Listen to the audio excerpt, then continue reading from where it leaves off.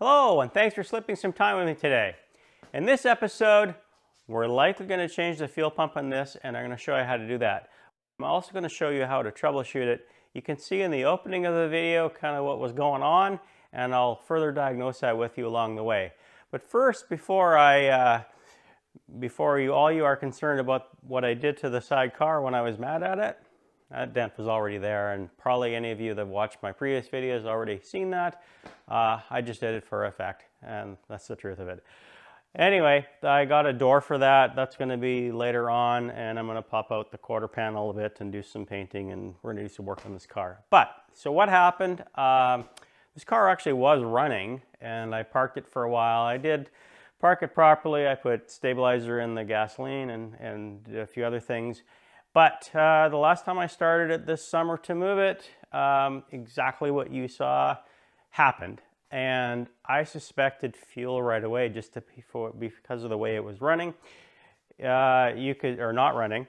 You could see that I tried to point out where the air-fuel ratio was a sign too that it was really high, and it kind of just died. And whenever I hit the gas pedal, it was dying. It could be other things. Definitely could be other things. But I suspect it's fuel, and we're going to confirm that with some of the work that I'm going to do next, and likely change the fuel pump, and I have a brand new fuel pump just in case I need it, and we'll go through step by step. So let's get going. Okay, the first thing I did, and sorry I didn't do it along with you guys, but this return line right here from the fuel pressure regulator going back to the tank, I basically disconnected it and seeing if any fuel, and I advise not to do this unless you're a professional, because you want to catch the gas, which I used another hose. You don't want it to spill over because you don't want fires. So don't do that. Again, this is just me doing stuff. Take it to a professional if you don't know what you're doing, and ask a professional how to do it. So anyway, when I unplugged that and I was trying to crank it, there was no fuel coming out of this, which tells me it's not building enough pressure even to pass the regulator and dump fuel out. So again, I think we aren't getting any fuel. There isn't a lot of fuel in the tank, but I do know there's fuel. And just in case the sender unit isn't properly reading, I'm going to do something else. So there's a little thing on these cars. Not all cars have it, but there's a little test right here, this little connector here. If you apply 12 volts to that, it will actually run the pump directly from a battery. You can just go from any 12 volt connection. Usually just go direct from the battery, and you can see if the fuel pump is working or how it sounds. So that's what we're going to do next. So the battery is in the back of this car and the trunk. They've did a relocation of the battery, but I do know the 12 volts comes right here, so I'm going to clip on that. And then I'm just going to apply the other end to the connector here, and we're going to listen to the pump. Hopefully you can hear it. Or if we don't hear it, we know that's a problem too.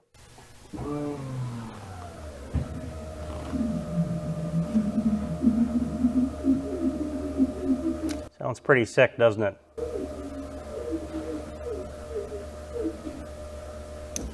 It's running really crappy. It's having a little trouble. Definitely not building up any pressure. I can tell that. So we've got a pump issue. It should sound a little stronger than that. So I think we have troubleshot enough that we got to see what's going on with that pump. Maybe there's other issues going on. Maybe the screen is all screwed up or something, but it sounds like the pump is sick. Like it should be really trying to, even if it's plugged, it should be really trying to scream, I guess, in my opinion. And it's not doing that to try and get some pressure going on. It should be maxing out pressure if it's plugged, in fact, and it would be a lot louder, and it's not. So let's go tackle that now. Next we got to do is let's take the back seat, the bottom out.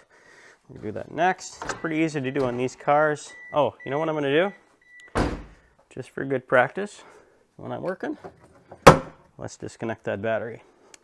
Okay, as I was saying, this seat, this guy was using this for autocross, this car. That explains the steering wheel, I think, and this and all what's been done to it. But I'm going to remove this seat eventually, and I won't do it now, but we'll just slide it up as best we can. Well, looks like that's all the room I'm going to have, which I can work with that. So in these cars, the back seat, most cars are pretty easy, but it's got these little, you see right here, you can just pull that. You can just pull that. Should come out, and there we go. Okay. And the reason I'm doing this, I forgot to tell you why, because the fuel tank is under there, or actually it's under the body, but that's the access right there to the fuel pump itself. So that's where I got to get into so I can see what's going on with that fuel pump, and we're going to have a look right away. Okay, she's coming out. Come on! Whew, there we go. Okay, let's put that out of the way. Got some stereo wires from some other day. Okay, let's get in here. Okay, I'm going to do my best to kind of explain how to take this apart. So, I got to take this cover off, Phillips screwdriver. Pretty basic. 4 screws.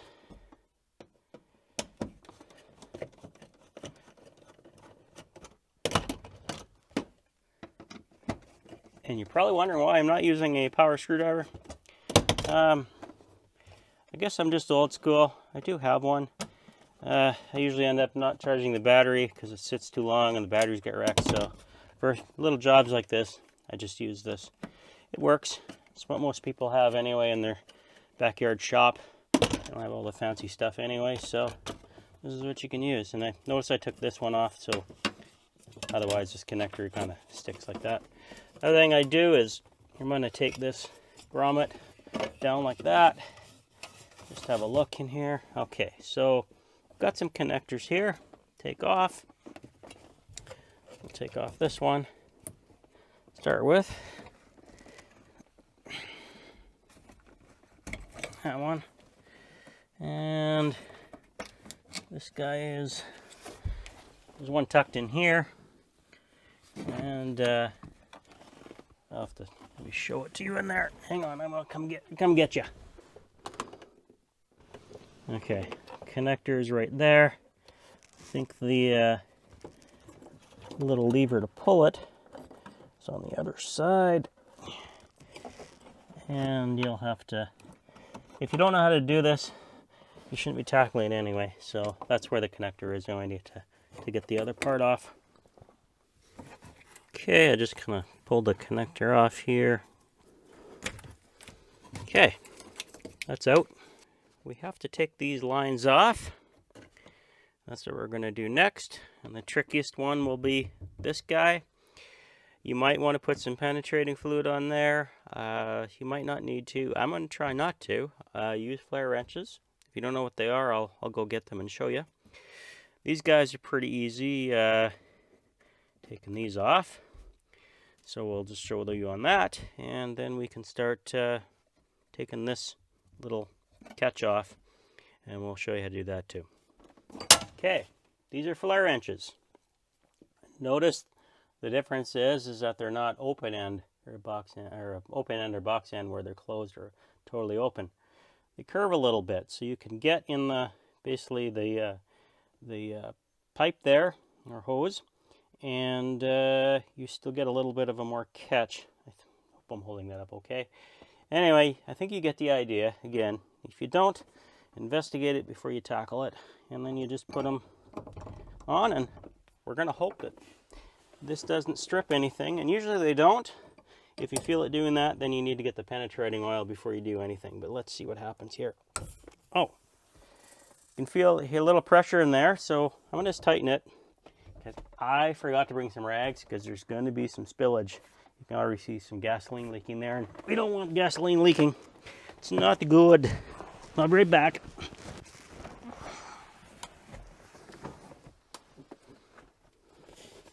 And you probably, as you heard, the pressure there, I wouldn't consider that a lot of pressure, considering there should be at least well, I think it's 38.5 or something like that is stock pressure on the pressure regulator. And if you got 38 pounds of pressure, you should have it squirting out.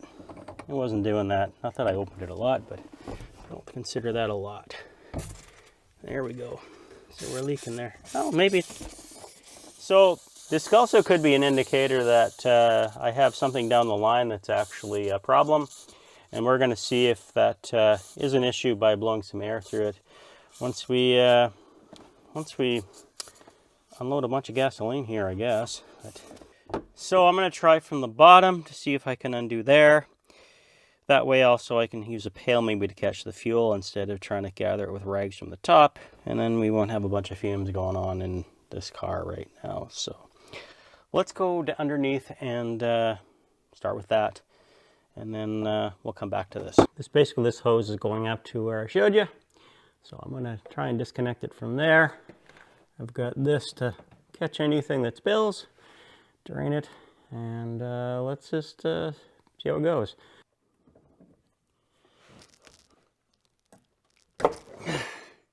She went. There she goes. There we go. All right. Oh, I gotta do this. Sorry. Just to show you how we're doing. Not much gas coming out now. Yeah, there isn't nothing coming out. So I don't think we've got anything going on there. So I can blow air in here on this side, and it should go through. Shouldn't be any trouble as you hear bubbling in the fuel tank, and that means that line's clear. So let's just do that right now and see best tap before we go any further. Okay, here's from my air compressor.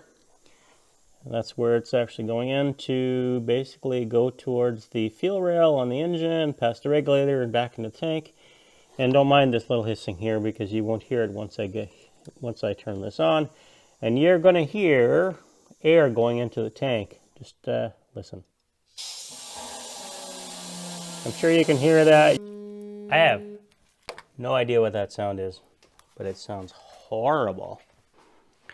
So because of that weird noise coming near the filter, which is kind of weird to me, I'm going to check actually the pressure. So what I've done is I've hooked up a pressure gauge to the output right on this hose here that comes out right out of the tank from the fuel pump here. So I'm going to crank it over and see what I see, or hear what I hear. So if you look at it, we're sitting at, I don't know, 55 pounds. That seems still a little low for even a stock pump wide open without being regulated. So I'm thinking that that's an issue for sure. Should get more than that out of a stock pump. It did jump up right away, which was interesting. So I got a couple things. I can just change the pump out and see what happens, because this could be bad anyway. And the other thing I can do is hook this guy up to, I got a jig for this off the fuel line coming through the filter, and see what basically the whole system pressure is when it's running or trying to run, and I may do that. I'm going to think about that, and I will let you know in a second. So I put the pressure gauge in line here after the fuel filter, in between the fuel rail here. There it goes into in between the fuel filter. And we're going to see how it works, and I did crank it over, and I got 20 psi. So we're not getting enough through there. I will kind of do my little trick here where I'm going to just do that little direct to battery technique here and see if it changes. There we go. It tries to climb up, but I can tell when it's trying to get fuel, it just can't keep up. So even then it's having trouble. The fuel filter could be a little plugged, but I still think the pump should do better than what's going on right now. So I think we're going to still look into that pump and see what's going on. So I don't know if the fuel filter is a problem, because when the new one, I'll just compare and I go, no problem getting something through there. But I have the same thing going on with this one, the old one, except there's going to be some fuel that kind of goes through there. But anyway. Yeah, That's not restricted at all, really. So I don't think that's the issue. I can put the new one back in, or the new one in, but I think I could put the old one back in and it would be fine. So there's still something wrong, but it's better to be safe than sorry. And also, I don't like the taste of gas. We're finally back to where we were, well, for you maybe just a few minutes ago, for me an hour or so ago. So let's get this fuel pump out. Okay. Just making sure the battery is disconnected. Now we got to take these lines off. Stuff that back in. Got to take that line off again. How many times are you going to see me do this? A few, anyway. For those of you that are into DSMs, did you go to the shootout this year? If you did, what did you think of it? If it was your first time, if you have more than once, tell everybody about it. I've been to it once, and it was a long time ago in 2006, which was, I still think it was the best one from all the ones I followed. That's because Brent Rowe was running then. Shep ran his record time in, well, not really competition, but in a public event. Brent, I can't remember if he hit 200 miles an hour. I can't remember back then, but 2006 was a really good one. Really good turnout. It was a good balance between first generation and second generation. Evos were, a thing, obviously, at that point, so there was a nice turnout for them. DSMs were still faster then. Yeah, it was a good time. So, anyway, put your stories down if you want and share them with everybody. I think everybody would like to hear it. And for those of you that don't even know what a DSM is, look it up. It stands for Diamond Stars Motors. That's what this car is. Somewhat. Some people argue about the 97, 98s, about that whole thing, if it's truly a DSM or not. Anyway, let's take this off. Okay, got this one to do. I might have to need a screwdriver for this. Let's see here. Need to twist it maybe. Do that.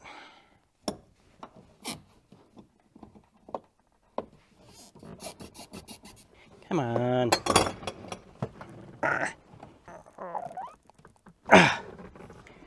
Okay. I had a little screwdriver here, but I don't know where it went. What the heck? Oh, I took it out. There. That was easy. Not. Okay. Got them out of the way. Now we're to get this ring off, and it should just hopefully whack off here. Did I just say that? I didn't say that.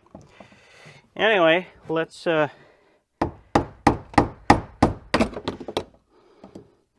basically you got to turn this with something. I'm using a punch. Not really. It's I did bring a punch actually. Maybe I'll use a punch since I got one. It's supposed to come this way.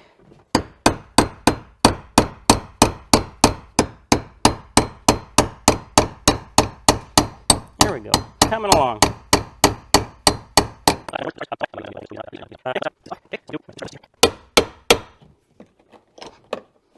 All right.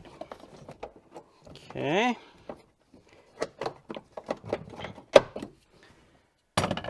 So now the main event. Let's pull it out. Let's see what we got. All right. Okay. It actually looks like in really good condition. Tank is good in condition. Sock is good in condition. Nothing's rusted or anything, which is really good. I can already tell this pump has been changed out, which I'm not surprised given what's been done to this car. It's got a GSS 348 Walbro pump, and that means it's, I think, a low pressure 255 liters per hour pump, and that's pretty cool. But let's get this changed out. We're going to swap it out with probably a very similar, actually this is the identical match. This is what I bought. We'll swap it out and then we'll put it back in, and hopefully the car runs, unlike it has been doing, not running. So let's get to it. This is pretty easy to swap actually, and I have the brand new pump, and I might reuse a sock. I might on this, or I might put the new one in. I'm not sure yet. I do have a new sock here, install kit. Here's the pretty much the identical pump, except brand new, that I bought. And that's the pump. It'll fit in like so. So we're going to replace that. There's the one Phillips screwdriver here. Let's take the pump out right here. These are pretty tight sometimes. Here we go. That'll take this off and the rubber piece. Now we should be able to just take this out like that. And we're good there. There's a little connector here we'll also take out or disconnect. We can get it off. There we go. Take this plug out. Got to take this piece off here. Hopefully you can see that. That took no problem at all. Put it in. Put the sock in, which is this guy. Just prying slowly on this to get that ring out. There we go. Don't want to lose that if I'm reusing the sock. So we put this in like so. Put the little ring catch on here. And then we're going to put the connector back in and put this back in to the way it was. Get the O-ring. I need that little O-ring here. There's a little O-ring in here that got kept. We just got to take that out. Put it on here. There we go. Now, put that in. Put the screw back in.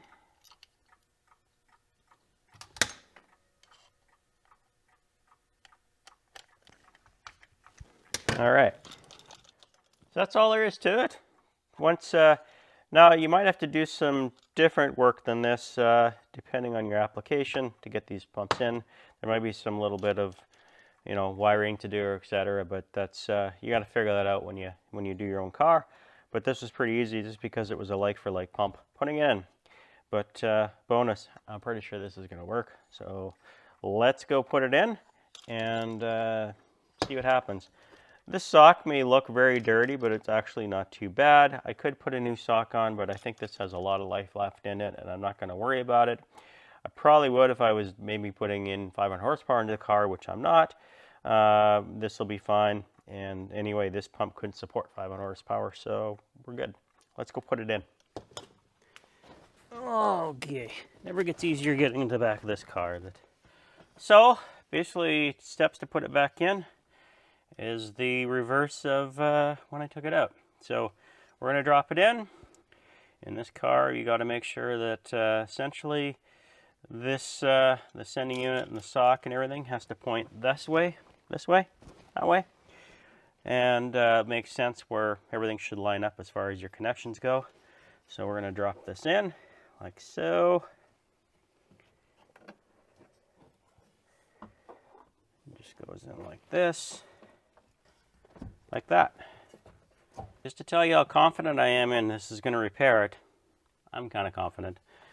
I'm going to put this ring on, but I don't think I'm going to tighten it right away until I test it out.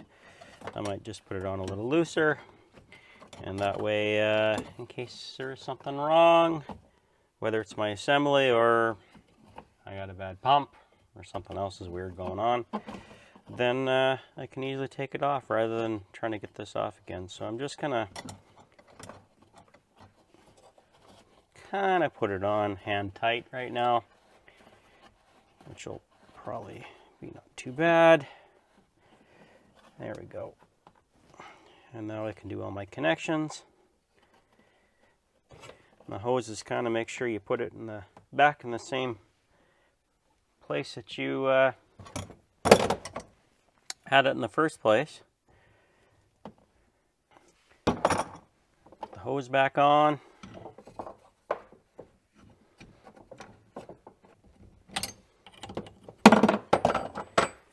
Connect everything again.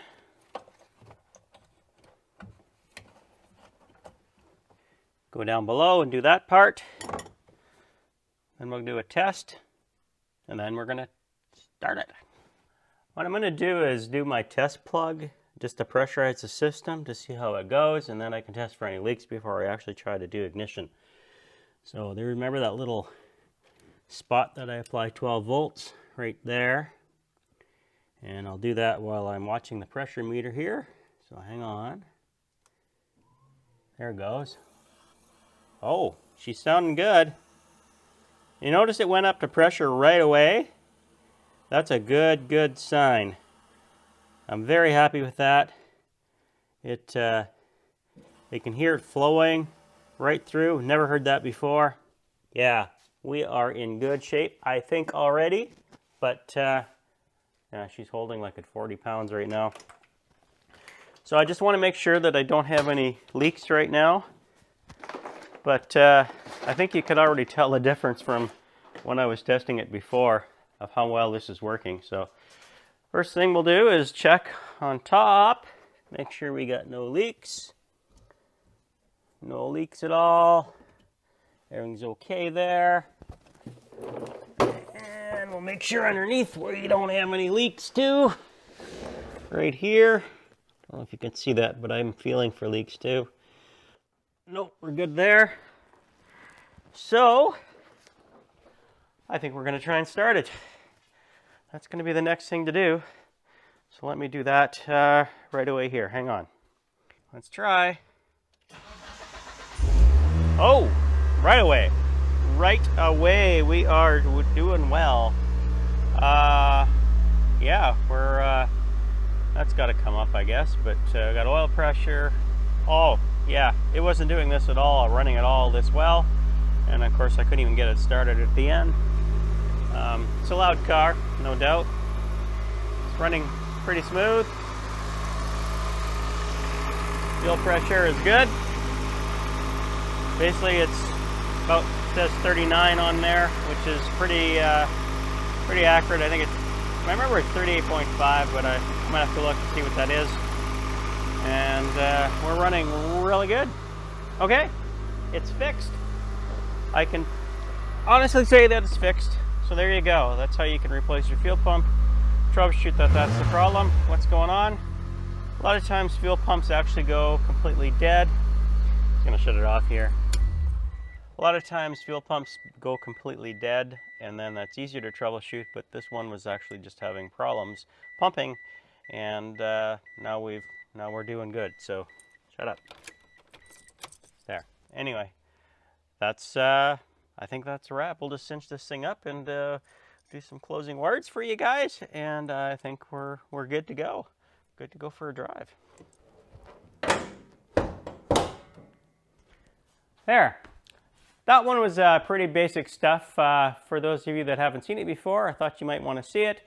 I'm just getting ready basically to do a lot of other really cool stuff, getting the car situated. This one is now running, so I don't have to winch it on a trailer when I move it around. It's going to go back in storage for the winter. I do have some plans for it, but I got a lot of other projects I want to do. In the meantime, there's these cars. There's that one you can't see that's up there. I got some other cars coming in that aren't around here from some people that I know. And yeah, lots of stuff going to be happening this winter, hopefully. And to make sure you see it, subscribe if you haven't. And also share this if you know anybody that would like to see this sort of thing. And also comment. Tell me what you guys are working on, what you're interested in, what I'm working on, and what you'd like to maybe see in future episodes. That would be great.